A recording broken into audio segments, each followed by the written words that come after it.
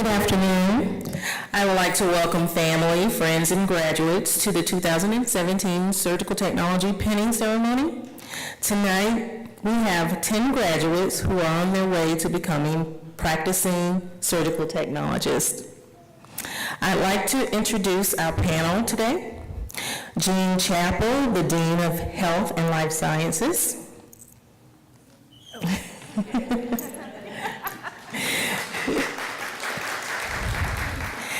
Gina Schiffler, Administrative Assistant to the Dean. And Allison Crawford, our keynote speaker.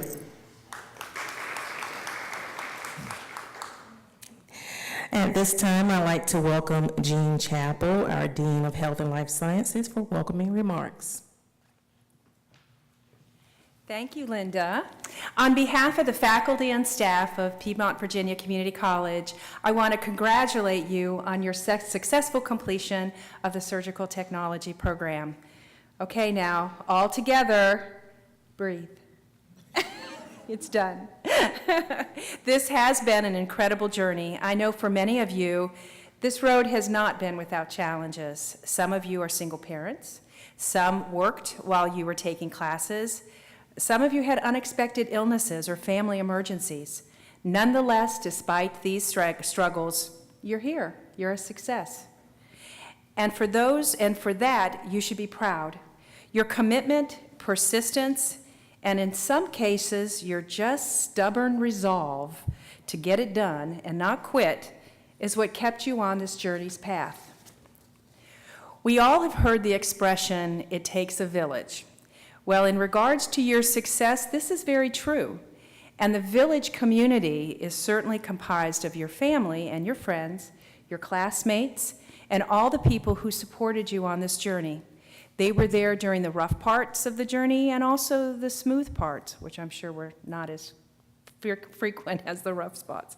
However, you may not be aware of all the other members of your village community, those that worked quietly behind the scenes at Piedmont to ensure your journey was a success. Of course, you know Linda Starks, your wonderful program director, but there were other folks too. There's Gina Schifflet, my right hand in many cases, and Elise Walsh, who helped with the compliance. There's also our registrar, Allison Ray, and Kristen Oglin-Flyer, who's our director of financial aid, which many of our students get to know very well. Working quietly in the background, they set the stage for your success and many other students as well. There's an African saying that goes something like this: many small people in many small places doing many small things can make great changes. These are certainly not small people, but the great impact they have had on your lives through their dedication has made a positive impact on your goals to help you fulfill your dreams. Now it's your turn. Healthcare is above all a service occupation. We choose a career in healthcare so that we can serve people, our community, and our world. The many small changes that each of you do can make great things happen. So as you move from student to professional, reflect on how you can make one small change in your world, your neighborhood, or just your workplace to make it better for everyone. Changing one life really can change the world. As healthcare professionals, you already know the truth of what Albert Einstein said over 50 years ago. Only a life lived for others is a life worthwhile. Congratulations again on the end of your journey and the beginning of the next.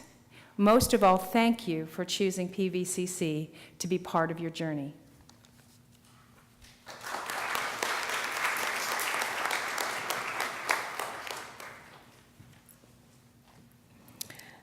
Well, I'm going to ask Jean to come back up and introduce our keynote speaker. Oh. I'm sorry.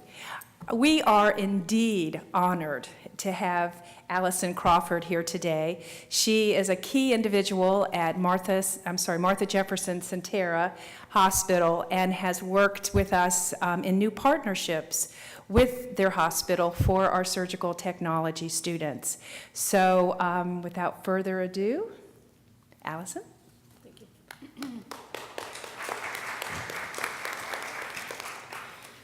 Welcome. And I have to say congratulations, and if I move a little and you lose track of my voice, please somebody raise their hand and tell me to get back behind the podium. I'm not much of a stationary person, so I might try to escape a little bit and walk around.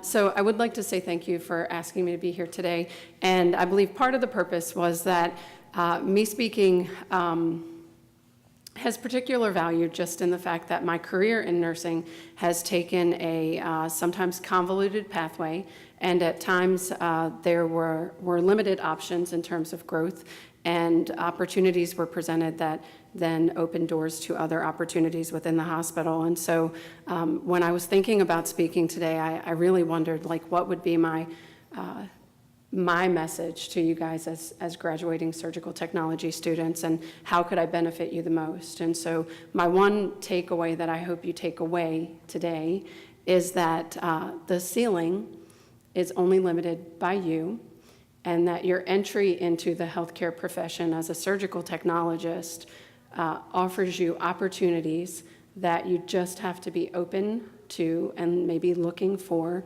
And I hope that you, if you so choose, that you use this as just a stepping stone to other opportunities in healthcare. So there are 4 themes to my speech today, if you will. I've never given a speech before, so it's interesting to call it a speech.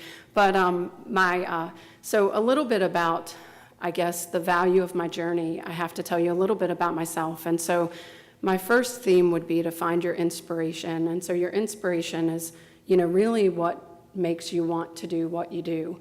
And not everyone has their inspiration from the beginning, but I would really encourage you to find that thing that brought you to healthcare, or that thing that will keep you in healthcare. Healthcare is a very challenging field. It is changing day to day, minute to minute at times. And so the things that keep you there have to be kind of important to yourself, your makeup, your soul. So my inspiration in healthcare, and just to kind of give you guys a little background for me, I am a nurse. I'm a registered nurse. I have my bachelor's degree, and I am finishing my master's degree in just 2 semesters. I started my career as a volunteer at Martha Jefferson at the age of 14. When I graduated from high school, I knew that I wanted to be in healthcare, didn't quite know how to get there, and didn't have a lot of money. And so I took the first job that was offered to me, and that was an operator. So I was the voice on the intercom. And I will tell you guys, anytime that you're in a hospital and you hear those people falter, please give them grace, because that is one of the most stressful positions I think I've ever held in my career, and I've done many things. And when those phones ring that you immediately need to take action, and that your voice is going to be projected to hundreds of people and to your entire administrative staff, your mind goes blank, and you need something in front of you to tell you what to say most of the time. So every time I hear somebody say something wrong or they falter, I think to myself, somebody tell them it's okay, they're going to do better next time. So anyway, I wanted money, and I needed a job because I didn't have money. And so I took the first job that was offered to me, and I was an operator. But my inspiration in life is a story that goes back to, and I'm glad my mother's not in here because she probably doesn't know this, but it's a story that goes back to my childhood. And so I was raised, my mother was a nurse, and she was a nurse in the times that nurses wore the white cap, white gown, white hose. And I can remember as a young child, maybe 6 years old, watching her get ready for work, and she was pinning that cap into her hair, and she had on the white hose and the white shoes, and I can just remember thinking, I want to be that person. Like, I want to wear that cap. And everything that I felt about that cap was just that it represented this hero quality that I felt like she must do amazing things. Like, she must be the most important person in that building. And so that was my perception. That was my inspiration for going to nursing school, was to get that cap and to be that hero. So years later, I'm going to fast forward it in light of time, but years later as an adult, the reality of what I was seeing with my mother, her reality was that she was a licensed practical nurse. She was working long shifts. She had very grueling, high acuity patient assignments, and she didn't like her job so much. She didn't get paid a lot, but to me, she was an inspiration. And so the feelings that I felt about that persona that she had is what kind of has driven me much and most of my career. So I would encourage you guys to find your inspiration, like who or what drives you, and how will that continue to drive you. The second thing I would say is to let your inspiration feed your passion, because your passion is what is going to keep you genuine, and it's what's going to give you opportunities. So opportunities in healthcare, in many instances, are based on outcomes, and everybody hears about outcomes in healthcare, and so outcomes are very important. So I would say for you as surgical technologists, know your role, and where you can impact your role, do not hesitate to do so. Be the absolute best at what you do, and where it takes you, kind of go unfalteringly and have faith in yourself and have confidence in your knowledge, and you will be able to change, if not the whole world, parts of the world. And so I have a story that I think just speaks to the feeding of passion and the impact that one person or one small group of people can have on healthcare. So most people in this community know that Martha Jefferson merged with Sentara several years ago. And there's been some good, there's been some, not so good. There've been a lot of opportunities for us to learn from that. One of the challenges of merging with an 11 hospital system, we are the 12th, is that you have many things that are already established. And so it is hard to produce change. It's kind of like turning the Titanic is the way that I think about it, and you're not able to produce change quick. So one of the things that is very important to me is the incorporation of evidence-based practice into healthcare. That is how we keep the people safe that come to us for their care and trust their lives to us. And so as surgical technologists, you're going to have people on the table, and they came to you willingly, and they are trusting us to keep them safe during their surgery. So evidence-based practice is something that Martha Jeff has always held in high esteem. And one particular story that I have been involved in, and there are many, is that in terms of our IV therapy, we were very evidence-based, and we did things in the absolute right manner, and we had the right resources, and we had the right literature, and we knew what we were doing, and we knew that it was right. Sentara was a little behind us when we merged, and so one of the first committees that I got put on, I can remember my passion made me vocal at times, and there were times that I wasn't always completely appropriate. And I can remember one particular comment that I actually have written on a sticky note that's in my office, because I feel like it's one of those moments where you have to be true to who you are as a person, and you have to have, really high respect for your integrity and what makes you do what you do. And I can remember during a particularly contentious conversation, it was a WebEx, so nobody could see anyone, and that was probably a good thing. I can remember saying, I thought we were standardizing to best practice, but it sounds like we're just standardizing to the beach.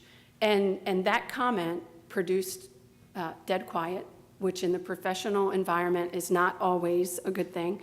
And I can remember thinking, I may just have committed professional suicide. And so the call ended, and I was promptly kicked off that team. and that's just the reality of it. I was not invited back, and my invitations disappeared. And so that was what it was. And I thought to myself, so I took the moment where I had the knowledge and I had the passion, and I shared that. And so 2 years later, somebody came to me because of my knowledge, and they said, we need some help with this question about IV therapy. And, I had continued to be kind of involved on our area, but not so much at the system level. And I said to that person, so I'm happy to help, but I have to tell you, before you send me an invitation, I got kicked off this meeting like 2 years ago. And this is why I got kicked off the meeting. And she said, no, I think it's really important for you to be there, and for you to share your insights and your knowledge about this. And so, long story, kind of short, 2 years later, we started an effort to integrate evidence-based practice into IV therapy. And 1 year later, Martha Jefferson led the charge in changing an entire systems practice. And so feed your passion, know your specialty, And don't hesitate to speak up where you need to speak up. And I'm going to move on from that. So then my next, and I hope my stories can help you some, because I think that sometimes we get into healthcare and we get caught up in what we're doing, and it's hard, it's sometimes difficult to remember that we are all human. We all started somewhere, and we started at the beginning. So we all started in the same place. It was just in different service lines and different careers, but we were all a beginner at some point. And so my next piece of advice would be to find your resources, and when you find your resources, know your resources and use them. If you end up working anywhere that I am working, please know that I am always willing to be a resource. It does not have to be to nursing. Much of my success in nursing is because of the people who helped me and trained me and then continued to mentor me and support me throughout my career. And so I like to share just a quick story, and I've shared this story with every nurse that I've ever oriented to nursing, because I think it speaks volumes in terms of where you are right now. You are a beginner, you're a novice, and there's a spectrum of learning in which you're going to go from novice to competent, you're going to go from competent to proficient, and from proficient to expert. So statistics say that novice to competent can take you upwards of a year. And so I want you to be very realistic with yourselves in terms of you're not going to know everything. You can't be expected to know everything. Know who to ask when you don't know everything, and know who to go to when panic kicks in and you don't think that you want to do what you just worked really hard to do. And so I went through nursing school. I went through an LPN program, and then years later went back and got my associate's degree. So my LPN program was 18 months long. It was a wonderful program that was a joint effort between K-Tech and Martha Jefferson. And when I graduated, I was probably as prepared as any LPN could be. I had a great orientation, so I can't complain that I was ill-prepared in my orientation. And the people who oriented me encouraged me to ask questions. They supported me. They nurtured me. And so it was probably as ideal as it could be. My first night of nursing, I was working a 3 to 11 shift. I had 8 patients, and at the time that wasn't a lot of patients because we didn't do primary care, so it sounds like a big number, but it wasn't. I had 8 patients. I had my assignment lumped together, and I go throughout my day, and I'm managing my shift, and I'm doing my rounds, and this one particular patient, I still remember the room. I can still probably draw her in a police artist sketch because I still remember her. But anyway, I remember going in, I hung an IV bag on her, and at the time we didn't use pumps, and so we label the bag and we mark the bag with tape, and every hour, we count the drops, and every hour the bag should be empty to the next tape level. So I go on about my evening, and it was probably an hour and a half before I made it back to that woman's room. She hadn't rang, and she was a little bit confused, but fairly good, and so it wasn't a bad thing. So when I walked back into her room, the very first thing that struck me was that her IV bag was completely empty. Completely empty. I had just hung it up. It had 1,000 mLs of fluid in it. I had adjusted that roller clamp the right way. I knew I had done it right, and I'm looking at that IV bag, and sheer panic set in. I had a great orientation. I had a great education. And at that moment, I needed a safe person because I was panicked and I did not know really how to help myself. And worse yet, I didn't know how to help my patient. So payphones were still real back in 1994.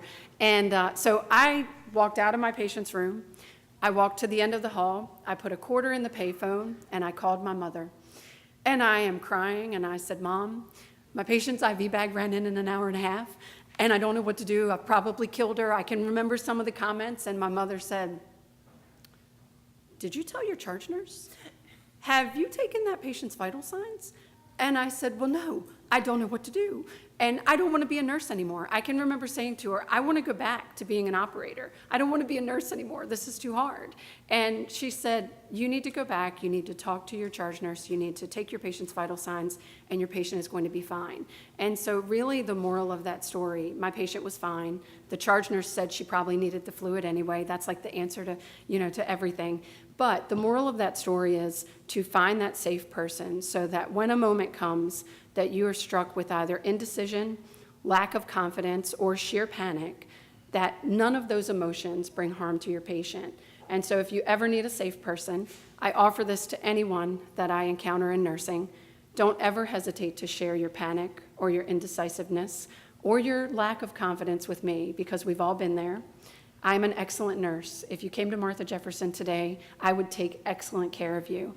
But I started somewhere, and I had those moments where I didn't know what to do, and I needed someone to pull me out of the fire and reorient me. So know your resources, and then in addition to knowing your resources, use your resources. Have a safe person that can help you. And then my last thing, and I'll let you guys get on with your graduation because you're going to party later. My last thing would be to know the why of why you're here. And this kind of feeds back into your inspiration, and so I'll share my why to you. So my passion in nursing is evidence-based. My inspiration was the hero complex that I gave to my mother in her all whites and the cap that I should have brought my cap today. I should have worn it because I'm a little bit of a goober, and I'm probably the only person in nursing that if you gave me the opportunity, I would wear my cap every day because that cap is part of who I am. And that cap is all of why I am who I am. So my passion in nursing is evidence. It is doing the right thing every time, as long as we know what the right thing is. And it's asking the question of what is the right thing when we don't know the right thing. So my passion feeds me, and I know my resources, and I have my safe people, and I use them. My why of why I do what I do and why I come back every day is that I want everyone else to feel that way about nursing.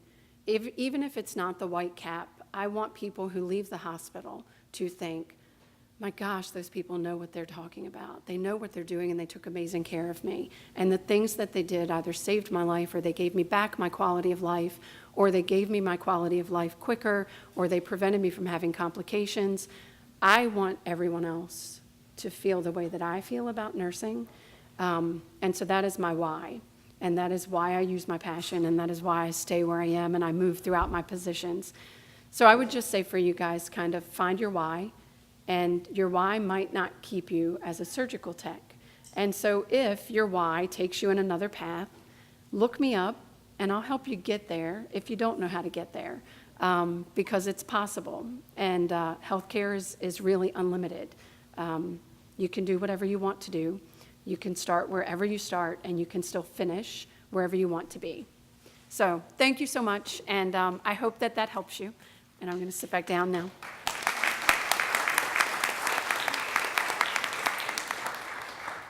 Now to our pinning ceremony. So today I want to talk about the significance of the pinning ceremony. It is a time-honored tradition in health education, often more personally meaningful than the graduation ceremony. It signifies your official initiation into the brotherhood and sisterhood of practicing surgical technologists. The history of this rite of passage can be traced all the way back to the Crusades of the 12th century. During this time, the Knights of the Order of the Hospital of St. John the Baptist tended to injured and infirm crusaders. When new monks were initiated into the order, they vowed to serve these sick soldiers in a ceremony where each monk was given a Maltese cross, the first badges given to those who nursed the sick. The modern ceremony dates back to the 1860s when Florence Nightingale was awarded the Red Cross of St. George in recognition of her tireless service to the injured during the Crimean War. To share the honor, she in turn presented a Medal of Excellence to her brightest graduates. By 1916, the practice of pinning new graduates was standard throughout the U.S. So now I would like to ask our graduates to stand for their pinning. As our graduates are pinned, Gina Shiflett will recite each of the graduates' words of dedication to their family and friends.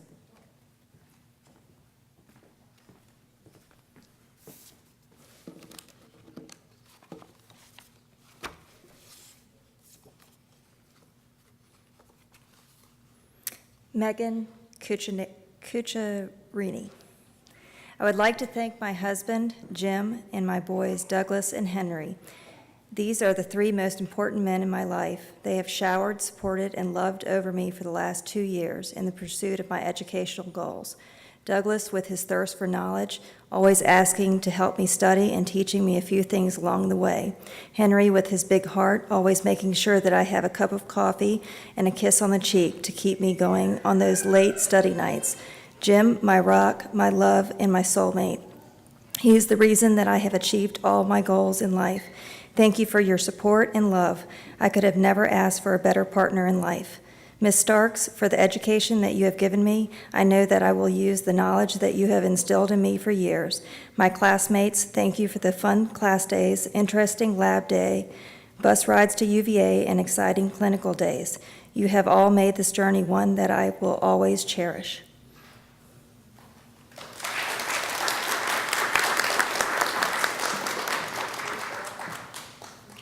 Abby Graves. I'd like to thank my husband, parents, and entire family for believing in me and sticking with me through this program. I couldn't have done it without any of you. I love you all.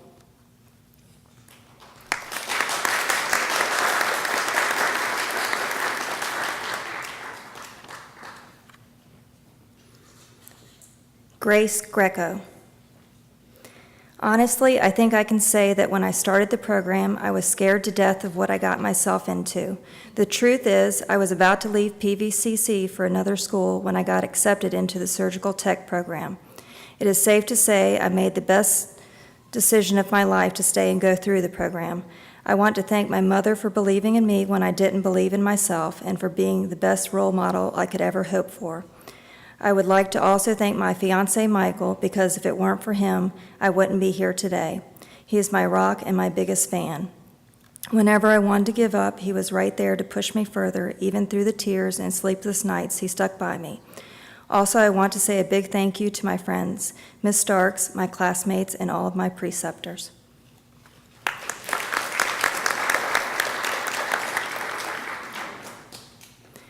Brooke Grimaldi. For my loving godparents, Joyce and Wayne Wood, thank you for being the loving light of my life and for the countless acts of selflessness you have shown me. Every good and perfect gift is from above and comes down from the Father of lights, with whom there is no variation or shadow of turning.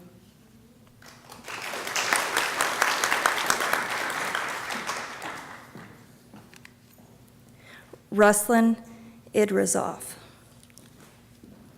First, I would like to thank my parents for the support and help throughout the program, and of course, I am very thankful to my wife. It was a very busy year, and with the birth of our son, she made sure I got enough time to do my schoolwork. Thank you, and I love you.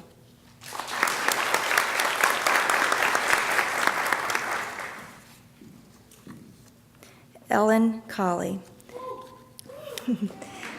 I want to thank God for carrying me through this course. I also want to thank Elaine Shaw, who is now in Australia. I am grateful for the time and encouragement I got from her from placement testing up until now. You have always been there whenever I needed help with assignments. Thank you, Elaine, you always remembered. And to my family, I say thanks for the support you gave me. Special thanks to my daughter, Weedor, who always reduced my stress level whenever I had lots of papers to type. To my son, Gary, my technician, when I had trouble with my computer or with submission. To my husband, who was able to drop and pick me up every clinical day. And to my two girls, I apologize for not spending much time with you. It was all study and work. Thank you for being patient. Finally, to all my friends from work and church, I say thanks for the interest you show for what I'm doing.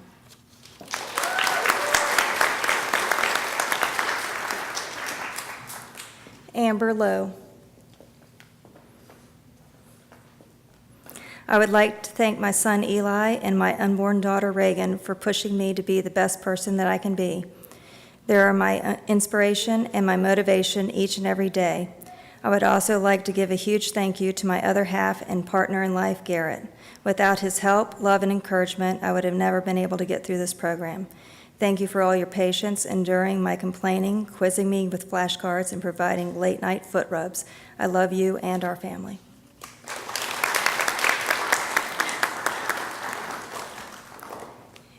Avery Murphy. I would like to thank my family for encouraging and believing in me. I look forward to starting my new career as a surgical technologist. Over the last 12 months, I have gained 9 new friends and gained confidence in my surgical conscience and the skills and abilities to perform as a surgical technologist. To my classmates, I will leave this quote: "You're braver than you believe and stronger than you seem and smarter than you think."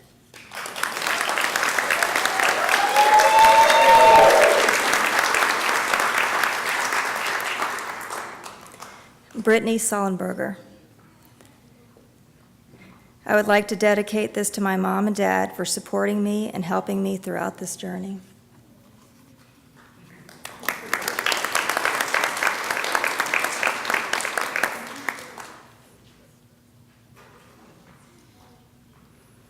Rohan Walsh. This journey would never be possible without the assistance and constant motivation from these individuals, and for this today I want to thank you all. Runako and Rohana Walsh for understanding why I'm constantly arriving late to get them after clinical days. Mashia Silvera, always there in my every need with a solution that will help me to finish an assignment, quizzes, or babysitting my kids. Shanice Tabana, Sadie Spence, Nodine Robothon, Alexia Richards, for your constant encouraging words that kept me on this 12-month journey. My employer, Western State Hospital, for tolerating all my school-related requests. My mom and sister for showing their constant love and encouragement from many miles away and for traveling those miles to be here at the end of my 12-month journey. Not knowing who she was, but wanting to know how and what to do to get into the surgical tech program, I sat by her office for 3 hours waiting for her to arrive. Ms. Starks, I want to thank you for giving me the opportunity and for tolerating the texting, emails from preceptors and office visits for clarity on class-related issues. Thanks for your patience. My fellow classmates, it was a pleasure meeting and getting to know you all. We started together as a scared group, but we finished as a confident group in this, our life-changing craft. I thank you all. Scrub for life.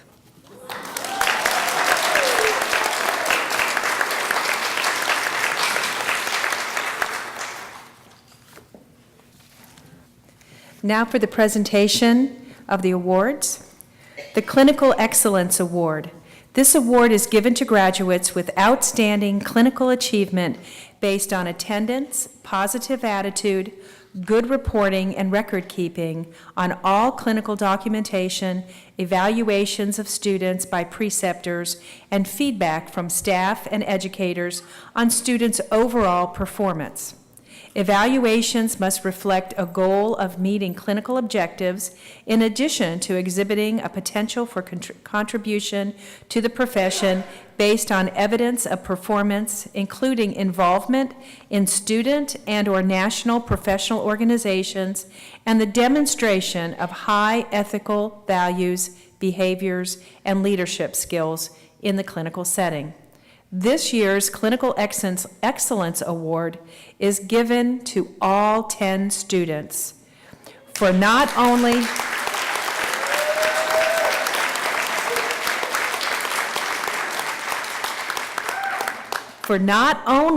meeting the objectives, but for securing employment with our clinical affiliates before graduation.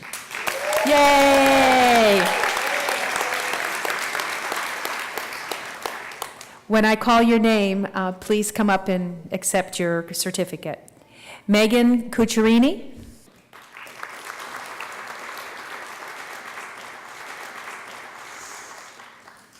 Abby Graves.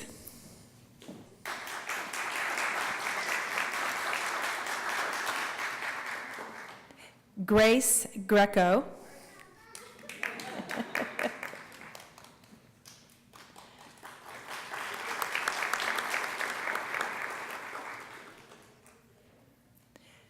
Brooke Grimaldi.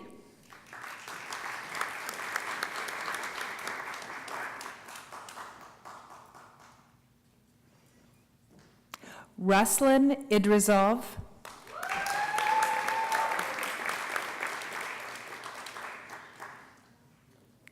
Ellen Colley.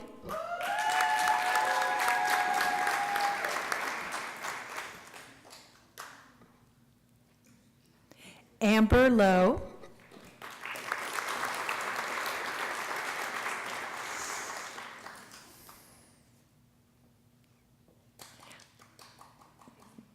Avery Murphy. Oh, sorry. Avery Murphy.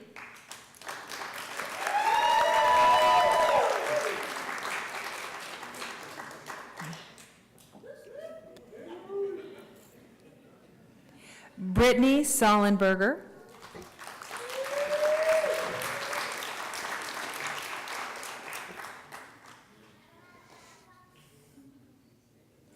And Rowan Walsh.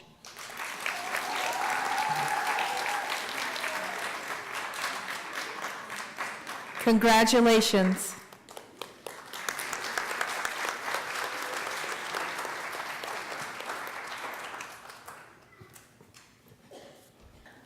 Okay, so that concludes our pinning ceremony, and I would like to thank our panel for their support and participation in our pinning ceremony, especially our keynote speaker. Your words of wisdom and encouragement, I'm sure, will take our graduates very far. To the family and friends of our graduates, thank you for giving your support throughout this year. I'm sure it means more than you know to your graduate. And finally, congratulations to our graduates. May you have long and prosperous careers, and remember to practice what you have learned and always learn as you practice. And I would like to invite everyone to a reception in the back hall of the auditorium. Thank you for coming out today. And also I want to mention that this pinning ceremony has been recorded, and your graduates will be receiving a YouTube link to share with family and friends that could not be here today. So thank you.